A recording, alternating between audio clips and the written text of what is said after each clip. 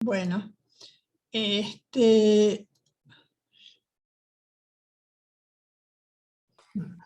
Muy buen día a todos.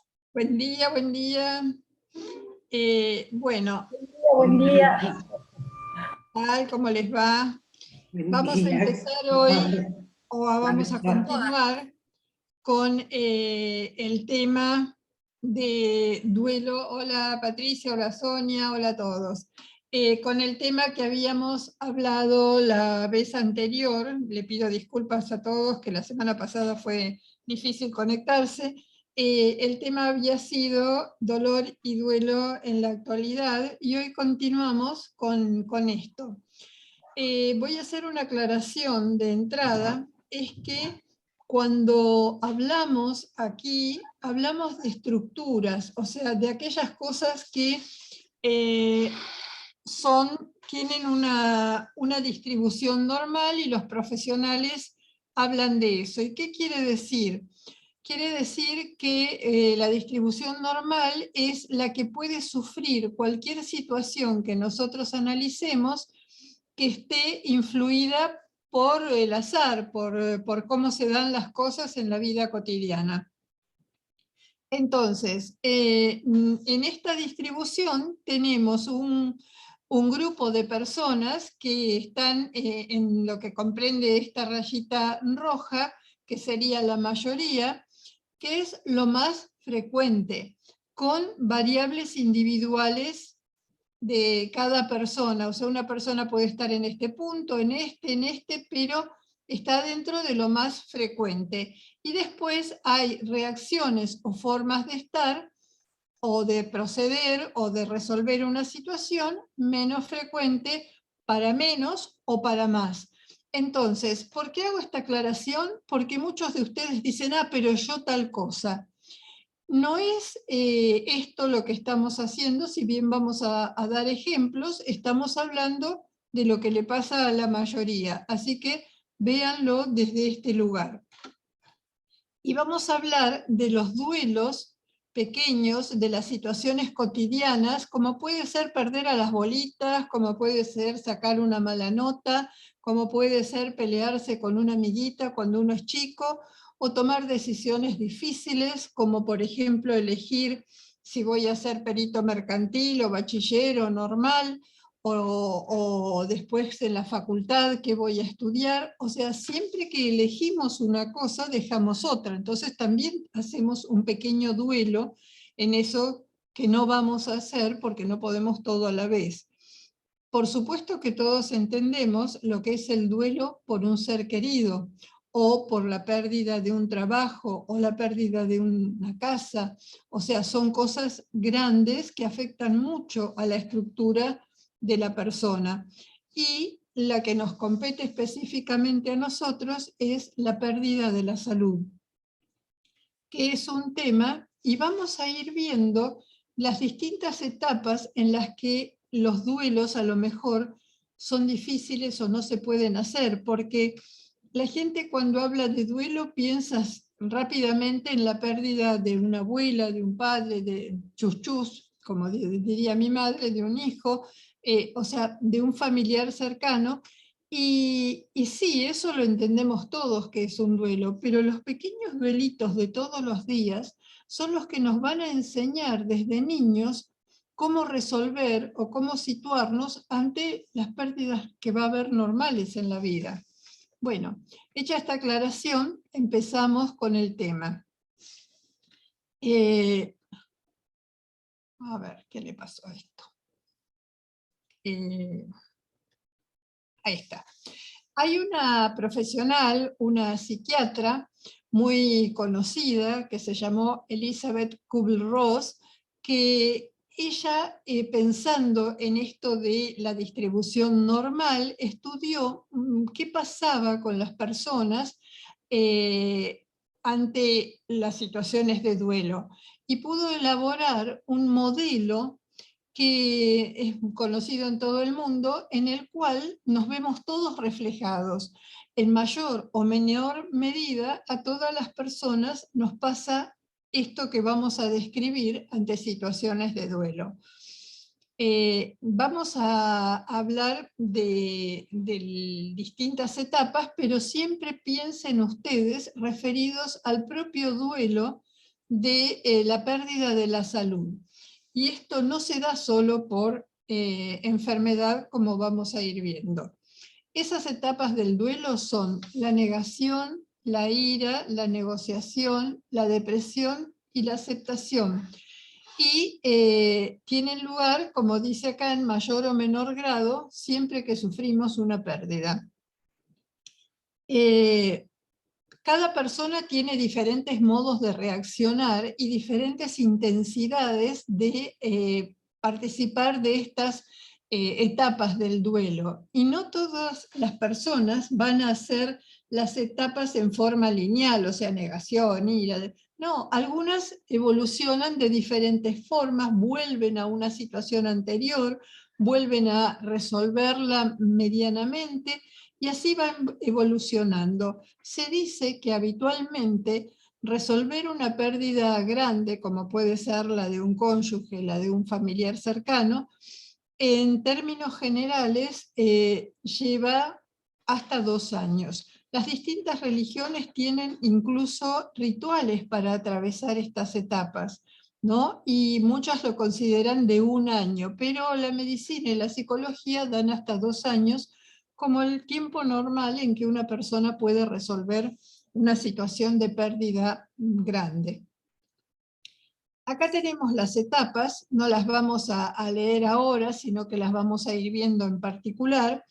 Y esto que les decía, ¿no? Que cada uno puede pasar por la misma etapa más de una vez hasta que llega a la etapa final, que es la aceptación. Y vemos ahora de qué se trata. La primera etapa suele ser la negación, o sea, no, la persona no quiere saber de nada, de un diagnóstico, o quiere que le den la pastilla mágica que lo vuelva a estar como estaba antes, no puede creer lo que le pasa, o sea, porque, digamos, lo que le pasa no es lo que tenía planeado en su vida, y siente como que todo esto no es real, ¿no? Digamos, este filtro, esta manera de ver, lo podemos aplicar desde la infancia a los padres de niños muy, muy consentidos, muy mimados, en la que los padres, por ejemplo, no quieren ver que su hijo es un malcriado y que a lo mejor la culpa de lo que le pasó en la escuela tiene que ver con cómo se comporta. No pueden pensar que su hijo tenga algún defecto. Sienten que no puede ser y que son los otros los que están viendo mal las cosas. Lo mismo ocurre, esta etapa de negación, cuando tenemos un adolescente o un joven, por ejemplo, que fuma, y el medio le habla de las consecuencias de la intoxicación por tabaco a largo plazo. Los padres se lo dicen, la gente que lo rodea, el médico, pero ese joven niega la realidad, a él no le va a pasar. ¿Por qué? No quiere ver que puede ser vulnerable, ¿no? O sea que esto de la negación lo podemos aplicar a cualquier circunstancia que nos pasa en el todos los días. Y por supuesto que lo vamos a explicar en las situaciones de enfermedad, sobre todo en aquellas enfermedades. Aquí puse como ejemplo el lupus, pero también puede ser la fibromialgia o la artritis. Son enfermedades las nuestras que no son como, digamos, una infección que se manifiesta en poco tiempo con los síntomas más cardinales. Estas son enfermedades que a lo mejor empieza un síntoma, desaparece, después empieza otro y por ahí también desaparece, después se van juntando síntomas. Entonces, el diagnóstico tarda en realizarse hasta 6 años, o sea, lo normal es 2 años, 3 años, pero según el caso puede demorar más. ¿Por qué? Porque el modo de reaccionar del cuerpo es el mismo ante distintas circunstancias. O sea, es como un cuadro gripal o cuadro de enfermedad para la mayoría de las enfermedades cuando comienzan. Y las enfermedades que tratamos los reumatólogos también tienen esta, digamos, esta característica, que pueden empezar con agotamiento, con a veces febrícula, con malestar general, con esa, antes yo podía subir los 2 pisos de escalera, ahora no puedo, o sea, el paciente se siente mal, pero no hay nada que evidencie así prácticamente en los análisis o en las radiografías lo que pasa. Y hasta que aparecen los síntomas cardinales, como en el lupus, las cosas que son más características, se tarda tiempo, ¿no? Y además contribuye esto de que el paciente no quiere pensar que tiene una enfermedad que puede ser, digamos, de cierta importancia, y no cree que él pueda enfermarse de nada, simplemente quiere que le calmen los síntomas. Entonces, en toda esa situación de negación y de que no aparecen los síntomas cardinales, pasa el tiempo. La siguiente etapa, que es generalmente cuando el paciente se da cuenta que algo está pasando con él y que podemos llegar al diagnóstico y se le transmite el diagnóstico, surge el enojo, ¿no? O sea, alguien o algo tiene la culpa. Esto fue porque yo trabajaba en tal lado, o esto fue porque tuve un conflicto en tal momento de la vida, o esto es porque los demás médicos no sabían, y a lo mejor los médicos que lo vieron antes no tenían el cuadro completo como para darse cuenta antes. Y a uno le toca ya tener todos los síntomas por delante como para poder realizar el diagnóstico. O sea, es mucho más fácil cuando nos pasa algo que no nos gusta poner la culpa afuera, ¿no? Otra persona es la culpable de lo malo que hice o de lo malo que me pasa. Es injusto que me culpen a mí. ¿Por qué? O que me pase a mí esta situación de enfermedad, ¿no? El por qué yo. Si el vecino de al lado fumó toda la vida, ¿por qué me pasa esto a mí? ¿Por qué el EPOC lo tengo yo? ¿No? Esto es un pensamiento muy común y muy humano, nos pasa a todos. En la crianza se ve la ira de los padres ante las conductas del hijo en todos los momentos de la vida y con distintas conductas. Es más fácil enojarse porque el niño no hace lo que el padre espera que darse cuenta que, ay caramba, no le enseñé cómo se hacía. Tengo que enseñarle y tengo que hacerlo con mucha paciencia, porque si no, el niño va a atender a mis gritos y a mis enojos y no va a atender a lo que le quiero enseñar. Enseñar es un arte. Y no hay escuelas para padres que formen a los padres sobre las consecuencias de los gritos o de la pérdida de la paciencia. Lleva mucho más tiempo arreglar la situación después de haber perdido la paciencia que tomarse unos minutos y volver a encararlo con tranquilidad. Eso es una situación habitual de la vida, y lo que quiero que quede claro es que ninguna de estas situaciones deja de tener consecuencias. Entonces, cada acto, y sobre todo en el vínculo con los niños, hay que pensarlo, hay que llevarlo con paciencia, y a veces la vida, es cierto, no nos permite todas estas consideraciones, pero bueno, tenemos que saber que lo que no se haga en el primer momento va a tener consecuencias a largo plazo.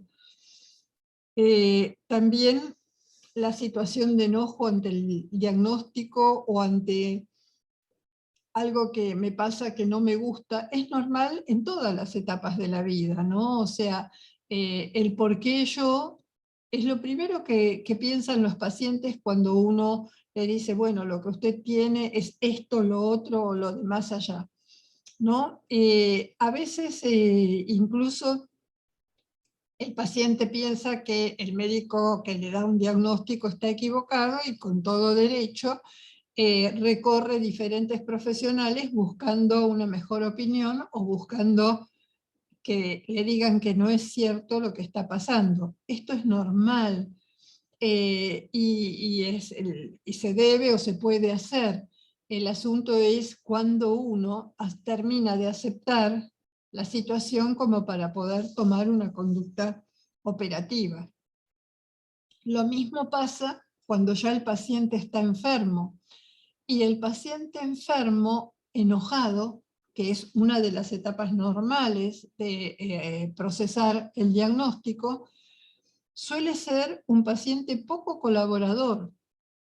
¿Y a qué me refiero? A que a lo mejor no toma la medicación, piensa que eso no le va a servir, que recorre distintas terapias alternativas buscando soluciones mágicas y deja pasar el tiempo, y además en el enojo está, digamos, auto-manteniendo la situación que lo llevó a enfermar, porque él está liberando una serie de neurotransmisores que, lejos de colaborar con mejorar su situación, la pueden empeorar, ¿no? Y se dice que es importante la relación médico-paciente para ayudar a que el paciente colabore con el tratamiento y se haga cargo.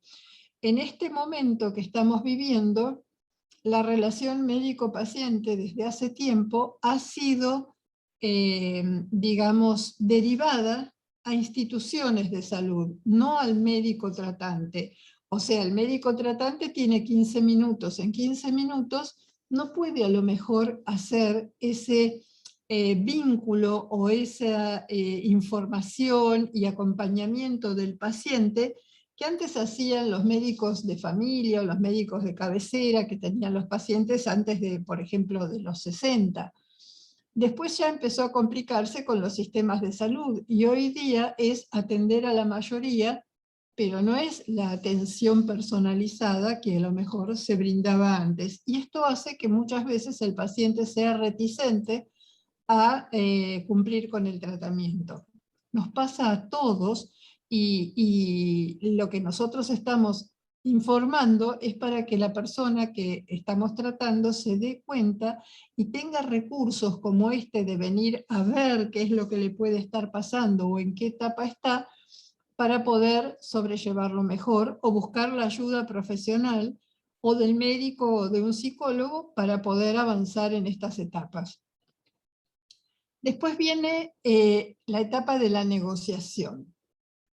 A ver, ¿cómo hago para que las cosas vuelvan a ser como antes? Para que esto no me pase más. Escucho un poco y bueno, no siempre. Desde niños tratamos de negar aquellas cosas que no nos gustan, de desoír a los que nos indican cosas que cuestan trabajo, que son difíciles, que implican dejar hábitos que son placenteros a veces, pero que tienen consecuencias. Esto es normal, ¿no? Y también nos pasa cuando vamos creciendo. Hay digamos, si ustedes buscan cada uno de estos temas en Internet, sobre todo en Google, en la parte de imágenes, van a tener mucho material para ver que hay incluso cursos sobre cómo negociar con el paciente y cómo buscar brindar la mejor información para que el paciente sepa, conozca lo que le está pasando y pueda colaborar. Y además, una de las cosas es establecer un acuerdo entre el médico y el paciente en la mayoría de las enfermedades para tratar de cumplir determinadas etapas. Esto es fácil de ver y está muy difundido en lo que tiene que ver con el tratamiento de la obesidad, por ejemplo, ¿no? Hay sistemas en donde se controla al paciente desde afuera, se lo enseña cómo moderarse y cómo trabajar con sus tentaciones, se le ponen opciones paulatinas para que vaya cumpliendo, o metas, y bueno, y cómo desarrollar el tratamiento con un acompañamiento del paciente, ¿no? Bueno, lo mismo es lo que está sucediendo ahora con la campaña de vacunación. O sea, hay fíjense que hay países que tienen muchos, digamos, grupos antivacunas, Nuestro país, con todos los conflictos que tenemos en lo social, en lo económico, en lo político, sin embargo es un país que ha confiado que la vacuna puede ser una solución y todo el mundo quiere vacunarse. Esa es una negociación también en pro de la salud. Se ofrece una salida y acá en nuestro pueblo todo el mundo quiere aprovecharla, ¿no? Y eso es un buen índice que, bueno, no sé si lo utilizan a nivel social. Después viene otra etapa, que es la etapa de la depresión, ¿no? O sea, darse cuenta que la cosa no va a ser diferente. Yo no sé si a ustedes les pasó, pero como a mí me tocó, yo de chica viajé mucho y tuve que estar en distintos países, y muchas veces no iba al colegio, sino que venía a rendir libre. Cuando me llegó la etapa de que tenía que ir al colegio definitivamente, o sea, todos los días, como que, bueno, no me gustó mucho la idea, ¿no? Pero finalmente uno se hace consciente de que hay que hacerlo y se adapta.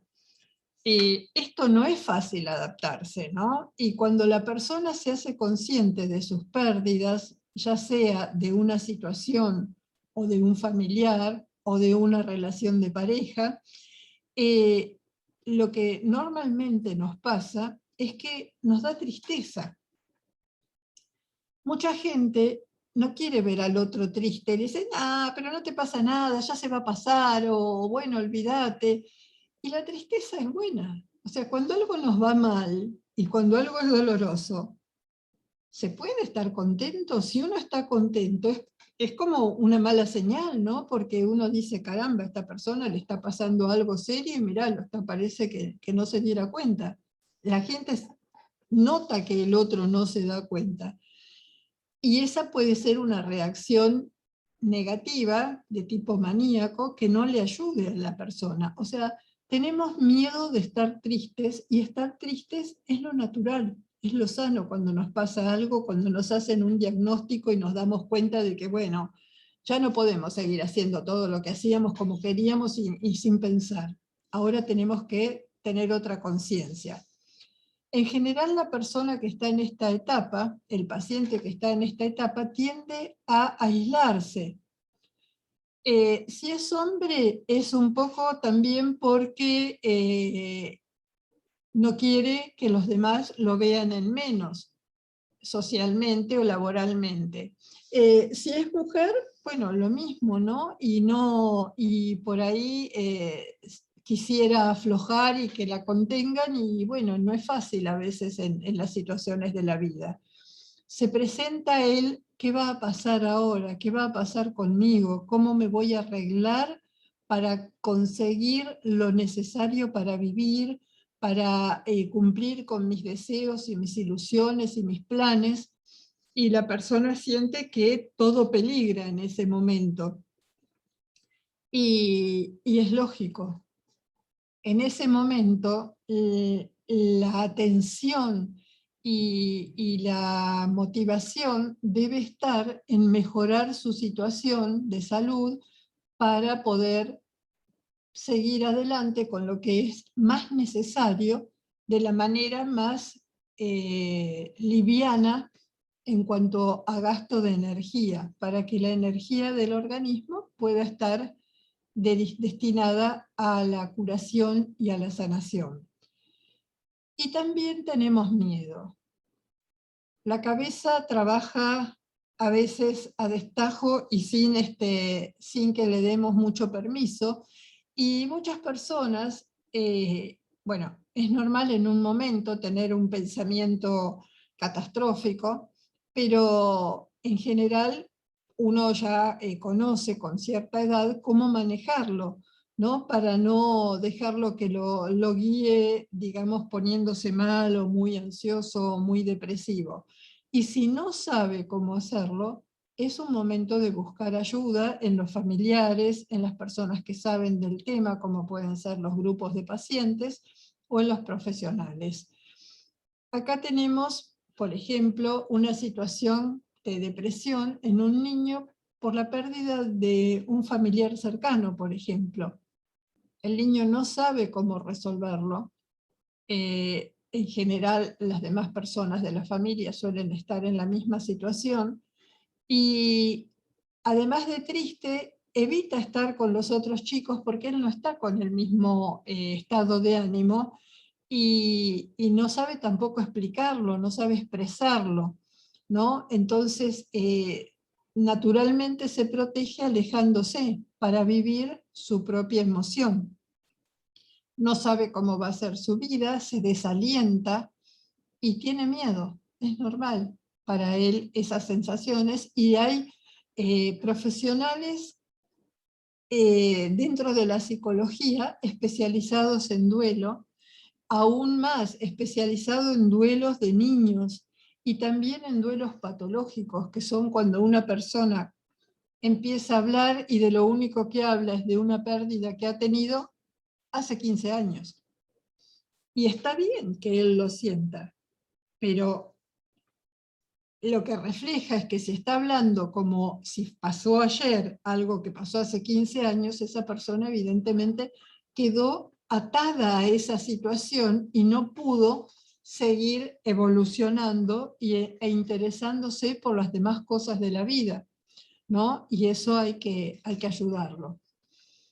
Tenemos el caso de los diagnósticos, cuando los diagnósticos son difíciles, por ejemplo, todos sabemos la cuestión del cáncer de mama en la gente joven, que cómo debe ser acompañada, cómo debe ser ayudada a atravesar esa etapa. Lo mismo pasa con los pacientes con cualquiera de las enfermedades reumatológicas, con la fibromialgia, por ejemplo, precisan un acompañamiento durante un cierto tiempo para poder como ir avanzando en estas etapas y poder llegar a un momento de aceptación, para vivir con lo que le toca o para resolverlo mejor. O sea, resolverlo mejor es cumplir el tratamiento. Como ustedes saben, hoy día cualquier tratamiento tiene distintos aspectos, no solo el farmacológico, sino también la rehabilitación, el apoyo psicológico, el encontrar nuevas maneras de manejarse en la vida, otros objetivos, y todo eso a veces hay que acompañarlo para resolverlo. Lo mismo pasa con la vejez. La vejez también es una pérdida de la capacidad, de las habilidades que uno tenía, del poder hacer distintas cosas, el valerse por sí mismo, el poder trabajar o poder moverse como para visitar familiares o estar con gente, o disponer de mayor solvencia económica. Generalmente la vejez va acompañada de menos solvencia económica, con lo cual agrava los malestares propios de oír menos, ver menos, poder moverse menos, estar más rígido.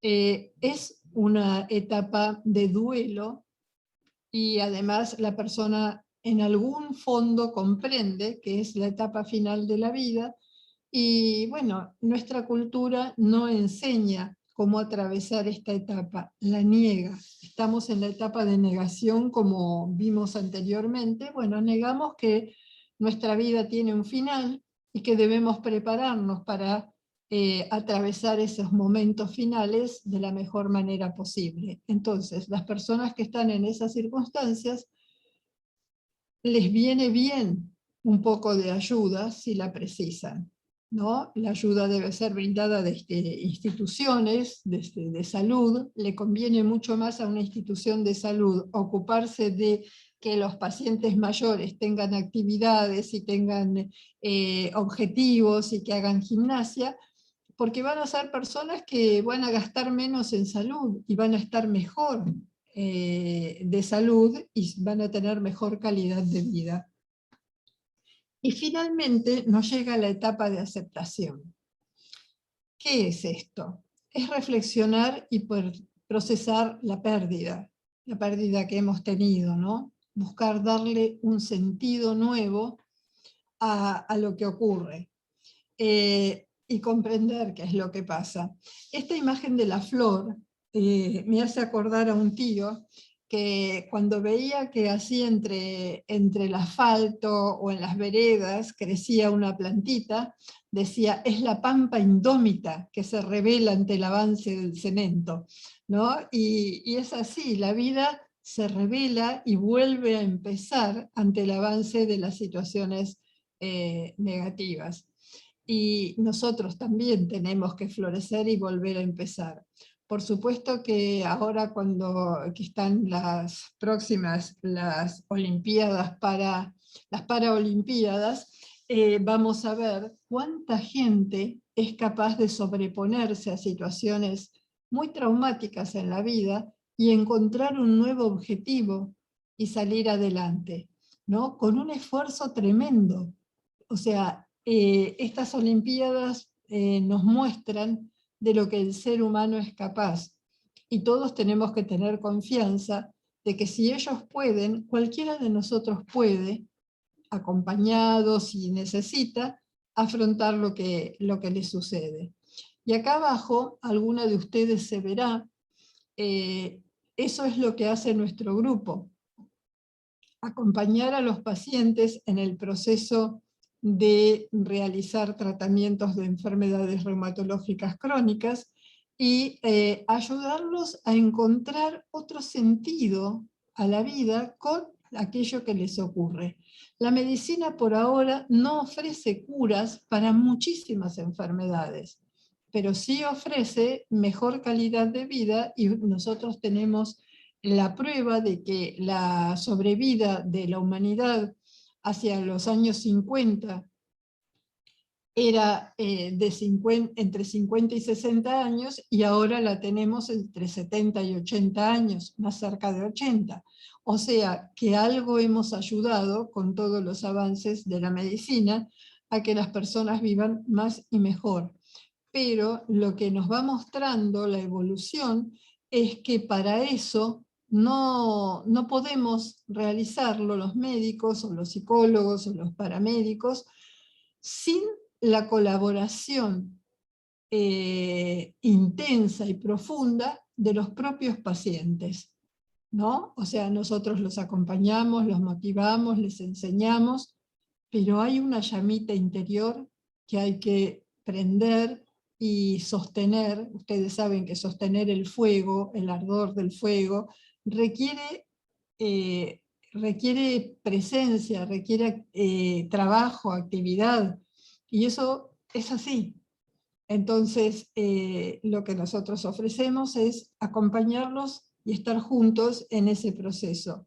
Tengo pacientes de hace 25, 27 años y seguimos acompañándolos. Ahora esas pacientes que ya conocen tanto como uno casi de lo suyo, pueden venir 2 veces al año digamos, a controlarse y a ver que estén cumpliendo con todas las indicaciones, porque ya saben, pero cuando empezaron, bueno, venían semanalmente para aprender. Y esto es lo que queremos que ustedes nos acompañen, porque para los médicos también es un alivio ofrecer esto y no solo una pastilla, un comprimido o una inyección. Bueno, muchas gracias y ahora cualquiera que quiera hacer una pregunta o un comentario, lo agradecemos. Pueden desmutearse, así pueden hablar o preguntar algo.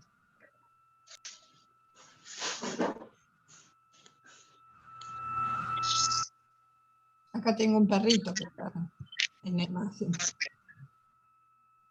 ¿Se entendió? ¿Qué sienten? Porque es como que siento que se quedaron pensando, tal vez en qué etapa está cada uno. Me gustó y entendí todo. ¿Cómo? Me gustó y quedó muy claro, entendí todo. Gracias. Me alegro. Sí. Muy bien.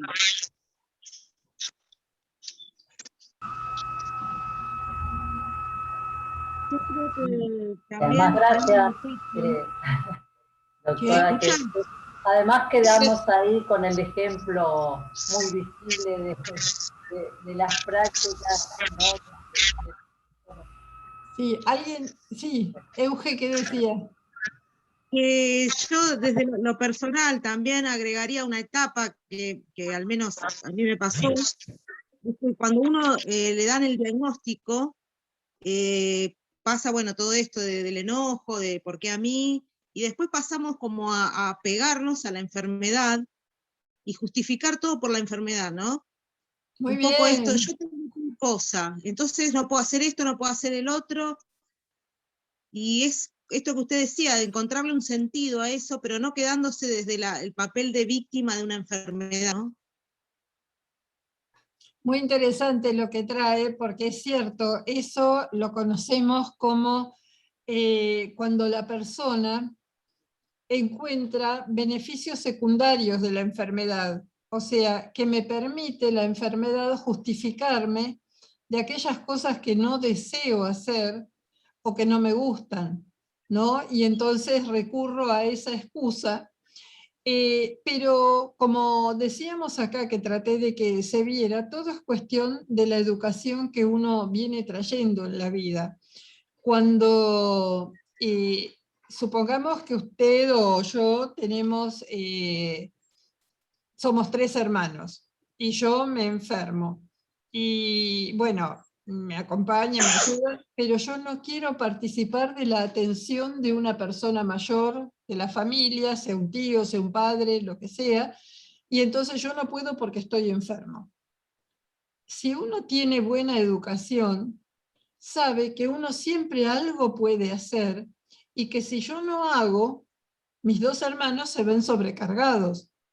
O si yo vivo en una familia con mi esposo, si yo no hago, se sobrecarga el otro, ¿no?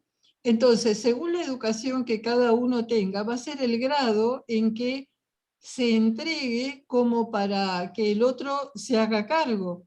Y eso va a generar deterioro en la relación, porque alguien sobrecargado también termina enojándose, ¿no? Entonces, esa persona que se justifica con la enfermedad tal vez precise ayuda para ver cómo formar parte de la familia, haciendo algo, ayudando en algo, ¿no? Mostrando que considera a los demás que están sobrecargados. O sea,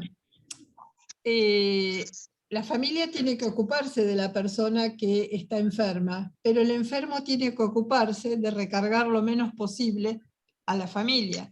Es como una cosa que, digamos, de mutua atención, de mutuo cuidado. Si yo solo me centro en mí y solo pienso en mí, bueno, los de al lado se van a sobrecargar y eso no termina bien. Entonces, gracias, porque eso es una de las situaciones que nosotros más combatimos, ¿no? Que es vamos a hablar la próxima vez de conductas maladaptativas, o sea, qué es lo que no sirve como paciente. Eso lo dejamos para la vez que viene, más en detalle. ¿Alguna pregunta más? ¿Alguna cosa Doctora, más que...? Sí. Excelente. le quería comentar. Gracias. Adela, ¿iba a decir algo? Claro. Oh, buenos días, doctora. No, tiene razón con el tema de los pacientes que no cerraron los duelos y se enferman a través de los años y la familia se desune porque Sí. Sí. O sea, está bien. Cada vez que tenemos conductas inadecuadas, como vamos a ver la próxima vez, vamos a aprender que la queja aleja. Entonces, la familia se desune. Muy bueno, ya lo vamos a ver la Le próxima. quería comentar algo, doctora. Sí, a ver. Sí, Silvia. En mi familia lo viví yo cuando tuve mis familiares, todos, de padres y hermanos, en situaciones muy delicadas y terminales. Y habían hermanos que no tenían tema de salud y un hermano varón decía yo no puedo cuidar, yo no puedo colaborar, yo no.